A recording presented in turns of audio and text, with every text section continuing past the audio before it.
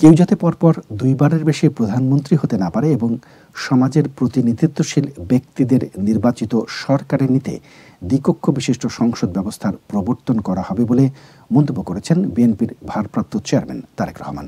তিনি বলেন, জুলাই অভ্যুত্থানে সাধারণ ছাত্র জনতা খুন করার পরও রাজনৈতিক দল হিসেবে অনুশোচনাও নেই আওয়ামী লীগের। রাষ্ট্র সংস্কারের ৩১ দফা প্রস্তাব জনগণের দোরগোড়ায় পৌঁছাতে চায় বিএনপি। সে লক্ষ্যেই রাজধানীর এক হোটেলে সেমিনারের আয়োজন করে দলটি। বিএনপির শীর্ষ নেতাদের উপস্থিতিতে সভার সভাপতিত্ব করেন দলের মহাসচিব। এর সঙ্গে যুগপৎ আন্দোলনে অংশগ্রহণকারী দলগুলো সহ সমমনা বিভিন্ন দলের নেতারা আলোচনায় অংশগ্রহণ করেন। ভার্চুয়ালি যুক্ত হয়ে দলের ভারপ্রাপ্ত চেয়ারম্যান তারেক রহমান বলেন, বিএনপি ক্ষমতায় গেলে রাষ্ট্র ও সরকারে এমন পরিবেশ নিশ্চিত করবে যে কেউ জবাবদিহিতার ঊর্ধ্বে নয়। থাকবে পরপর দুইবারের বেশি প্রধানমন্ত্রী না হওয়ারও বিধান।